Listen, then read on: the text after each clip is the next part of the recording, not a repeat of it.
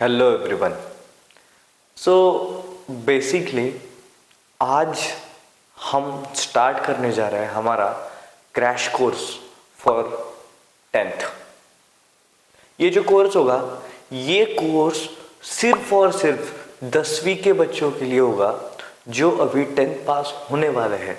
ठीक है, तो इन दोनों में क्या किया जाएगा कि इस क्रैश कोर्स में उनका सारा का सारा जो भी पोर्शन है from the first lesson science का और मैथ का, फ्रॉम द फर्स्ट लेसन हम कवर कर लेंगे या मतलब ऐसे टॉपिक्स बताएंगे जिस टॉपिक की मदद से वो आसानी से पेपर लिख सकता है।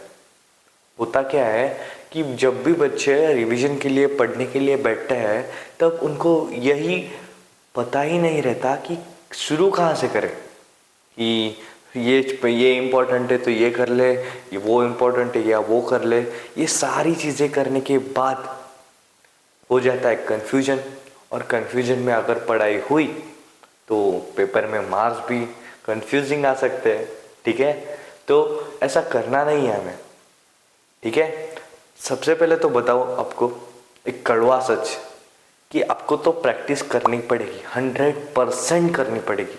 मैं बोलता हूँ 200% करनी पड़ेगी, लेकिन उस प्रैक्टिस की जो वो डायरेक्शन है ना, वो डायरेक्शन में दूंगा। मतलब क्या कि जो भी आप प्रैक्टिस करोगे उसके पहले आपको वो चीज़ थोड़ी एनालाइज करनी है। मतलब क्या, आपको वो लेसन कितनी बार आ चुका है, उस लेसन में से वो स्पेसिफिक टॉपिक कितनी बार आ चुका है। अगर शायद ही कहीं एक बार आया होगा तो वो ज़्यादा इम्पोर्टेंट नहीं है, लेकिन प्रीवियस ईयर क्वेश्चंस पेपर में अगर वो टॉपिक बार बार आया है तो वो बहुत ही इम्पोर्टेंट है।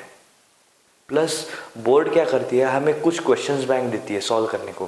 क्वेश्चंस बैंक क्या, सारा का सारा बुक उठा के वहाँ पे प्रिंट करने को बोलती है, लेकिन उसमें से भी कुछ ऐसे एग्जाम्पल्स होते हैं जो एग्जाम्पल्स हमें सॉल्व करने के लिए पेपर में आ सकते हैं। तो फर्स्टली क्या करेंगे, प्रीवियस ईयर क्वेश्चंस पेपर देख लेंगे, उनको एनालाइज कर लेंगे। एनालाइज करना मतलब क्या, उनको इस तरह से देखेंगे कि ये क्वेश्चंस कितने बार रिपीट हुआ, ये क्वेश्चंस कितने बार आ सकता है, और ये सारी की सारी तैयारी हम क्रैश कोर्स में करवा लेंगे। तो ज्वाइन नाउ।